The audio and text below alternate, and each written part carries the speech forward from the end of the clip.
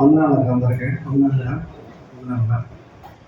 సాక్ష్యం అంటే అమ్మాయి ఏమలేకుండా కదా అది కూడా చూపించాము. చూపిస్తే ఆయన ఏం చేశారంటే 6 నెలల తర్వాత పెద్ద స్కానింగ్ తీస్తే బిడ్డకి సరిగ్గా లేవు, ఎముకలు లేవు, నరాలు సరిగ్గా అన్నారు. సరే దేవుడు అని చెప్పి మన శ్రీనివాస రెడ్డి దగ్గర చూపించాం. అక్కడ ఆయన పర్లేదు అన్నారు.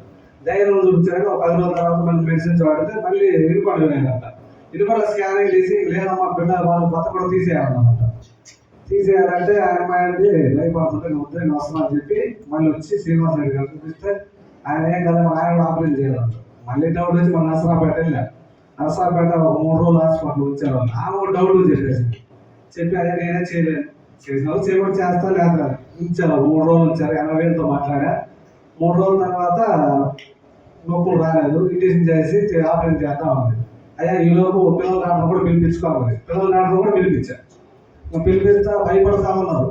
నా అమ్మమ్మ ఉంటుంది ఐసీయూలో పెట్టాలి, అది పెట్టాలని డాక్టర్ కూడా అన్నారు. పిల్లల డాక్టర్ తర్వాత అంతా ప్రార్థన చేయించాను. నాకు జరుగుతుంది అంటే సరే ఏం కదన్నా చేయండి అన్నాడు. ఇంకా పోయేటప్పుడు అమ్మాయి ఏంటంటే ఎందుకు చర్చి ఉంటే ప్రార్థన చేసుకుందంట. నా బిడ్డకు బాగుంటే నేను సాక్ష్యం చెప్పుకుంటాను. సరే పిల్లల డాక్టర్ కూడా పిలిపించాము. ఆపరేషన్ చేసినప్పుడే కేకలు పెట్టారు. ఐసీయూలో వెనకాల లేవు, నరాలు లేవు అన్నారు. మొత్తం దేవుడు మార్చేశాడు. ఇదే నా సాక్ష్యం.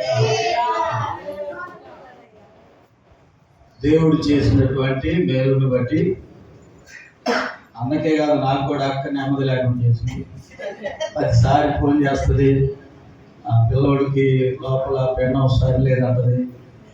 మొత్తానికి ఏ వార్తలన్నీ తీసుకొస్తారు. డెలివరీ టయానికి కూడా నన్ను కూడా తీసుకుపోయాడు నర్సరాపేట. నేను కూడా ప్రార్థన చేసి